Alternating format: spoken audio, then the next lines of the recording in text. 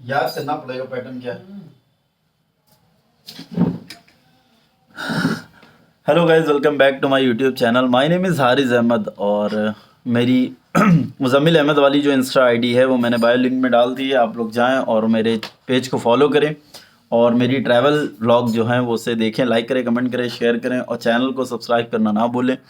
और आज हम लोग बात करेंगे इंडियंस में गवर्नमेंट कॉलेज और प्राइवेट कॉलेज में। वैसे मैं प्राइवेट में भी पढ़ा हूँ और गवर्नमेंट में भी पढ़ा हूँ, लेकिन दोनों में बहुत डिफरेंट है। जब मैं पहले प्राइवेट में पढ़ा, क्योंकि मैं सेकेंड क्लास तक, उसके बाद कुछ कंडीशंस सही नहीं थी घर के हालात, तो मैं गवर्नमेंट कॉलेज में चला गया। और गवर्नमेंट से निकलने बाद जब मैं फिर प्राइवेट में गया तो बहुत डिफरेंस वहाँ पर जो है लोग और बच्चों का सोचने का तरीका है।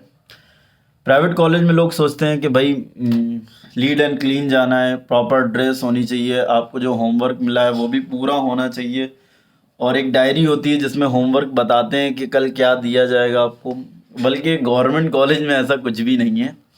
गवर्नमेंट कॉलेज में आपको ड्रेस दी जाएगी, कॉपीज़ दी जाएंगी, बुक दी गई, खाना भी दिया गया, मैं पढ़ा हुआ हूँ उसी का और सबसे मेन बात है कि सब कुछ देने के बावजूद जब कोई पॉलिटिशियन आता था तो एक बॉक्स भी दिया जाता था जिसमें पेंसिल, रबड़, कटर, स्केल, सब कुछ होता था, काम का सामान। उसके बाद भी वहाँ के गवर्नमेंट कॉलेज के बच्चों में ना ड्रेस से वो आएंगी, ना ही उनके पास बुक्स होंगी, ना कॉपियाँ होंगी। एक बैग होगा, वो भी एकदम लटका वाला पीछे, और टाई ढीली होगी, पैंट थोड़ी एकदम नीचे बंधी होगी। उनका अलग ही लेवल होता है। और जैसे प्राइवेट स्कूलों के बच्चे एक दूसरे से कंपटीशन कर रहे होते हैं कि भाई इनके नंबर इतने आ गए तो हम और ज़्यादा नंबर लेके आए, हम उसे थोड़ा बढ़ के लेके आए। अगर वो बच्चा एक लीड एंड क्लीन आया तो हम भी अपनी ड्रेस को प्रेस करके बढ़िया सजाएं। लेकिन गवर्नमेंट कॉलेज में ऐसा कुछ भी नहीं है। उनकी ड्रेस गंदी रहेगी, वो सामने वाले को देख के उनको ये नहीं लगता है कि भाई मतलब वो बच्चा जो है साफ़ आया तो हम भी साफ़ आए। हम नहीं आएंगे, वो गंदे ही आएंगे।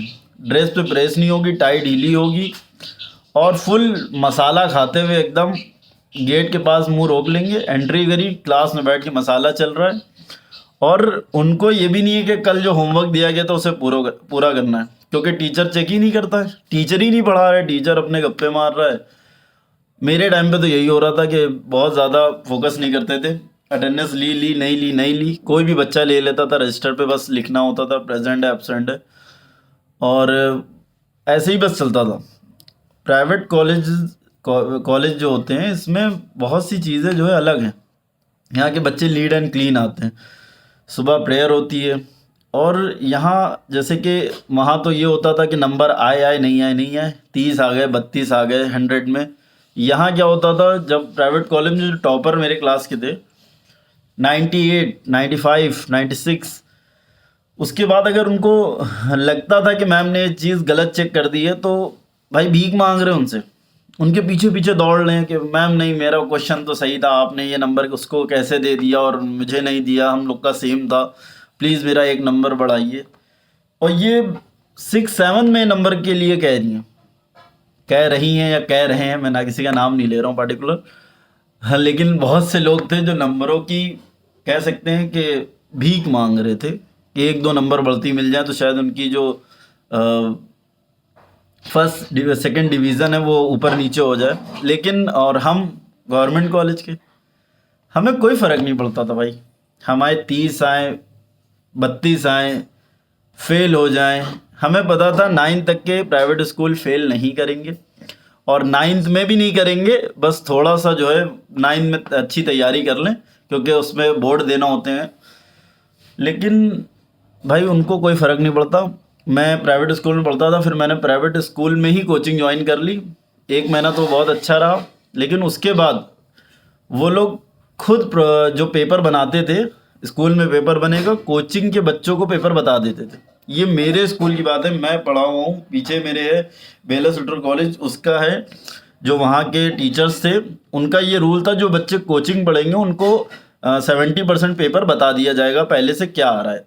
बताया पूरा जाता है लेकिन कुछ हिंट्स दे दी जाती हैं, मतलब अगर 20 क्वेश्चन आ रहे हैं तो 40 बता दिए जाएंगे। अब बच्चों को सिर्फ वो 40 क्वेश्चन पढ़ने हैं, पूरा कोर्स नहीं पढ़ना है, कोई भी सब्जेक्ट में। हर पेपर में यही होता था।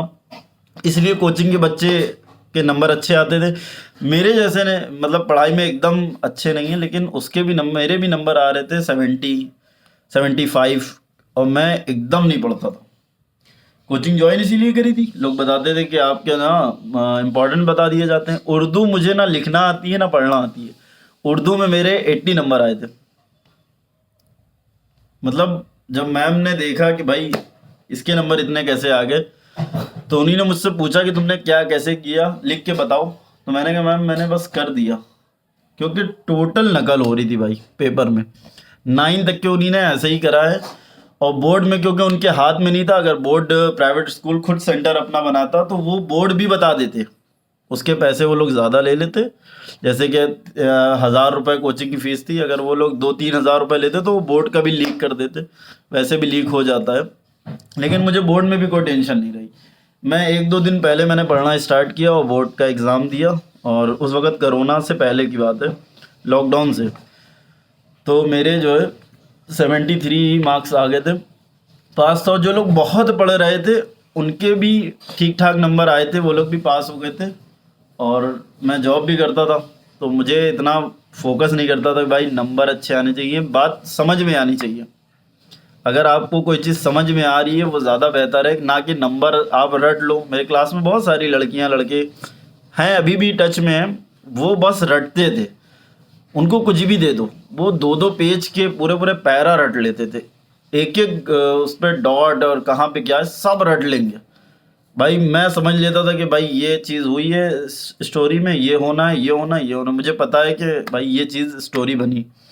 वो लोग रट रहे हैं, इक्वल एक से ऐसी चीज़ें रट रहे हैं कि भाई आप सोच नहीं सकते।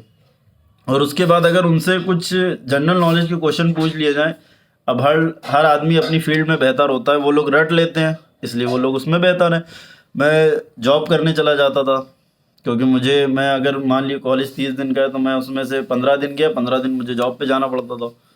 मतलब जाता मैं 30 दिन था, लेकिन किसी टाइम मैं 1 बजे से जाता था, बाकी टाइम में जब ज़्यादा काम होता था तो मुझे सुबह ही से जाना पड़ता था, कॉलेज ऑफ कर देते थे।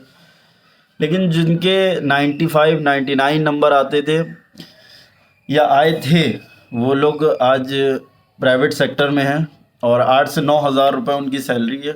और उस वक़्त मैं काम सीख रहा था, मैंने उस वक़्त जॉब भी करी है, काम भी सीखा है। तो आज बहुत डिफरेंट है दोनों में। वो आज जहाँ पर हैं, वो मैं उस जगह से बहुत आगे, बहुत पहले निकल चुका हूँ। और आज जब वो लोग ग्रेजुएशन भी उन्हीं ने कर लिया, वो लोग अब पूछ रहे हैं कि भाई मतलब कैसे, कहाँ नौकरी मिलेगी, क्या होगा, कोई प्राइवेट सेक्टर में जॉब बताओ, करीब हो तो ज़्यादा सही है, ज़्यादा दूर ना हो, ज़्यादा प्रेशर ना हो, टारगेट बेस की जॉब ना हो। तो अगर उस टाइम नंबर के पीछे ना भाग करके अगर सीख लेते कोई स्किल, कोई काम, या जो तुम्हारे घर में होता है वो कुछ सीख लेते, या किसी भी पार्टिकुलर काम में अगर थोड़ा थोड़ा टाइम देते, तो ग्रेजुएशन के बाद ना अच्छा तुम्हारे पास एक प्लेटफॉर्म होता है जिससे तुम अर्न कर सकते थे पैसा। लेकिन तुमने सिर्फ नंबरों के पीछे भागे, भीख मांगी, एक तरीके से भीख ही कहेंगे उसको। और जिसकी वजह से तुम आज जो 8-9 हज़ार रुपये की सैलरी मिल रही है तुम्हारे लिए, ये ठीक है, बेहतर है। और नेक्स्ट व्लॉग में मिलते हैं। Thanks watching this video.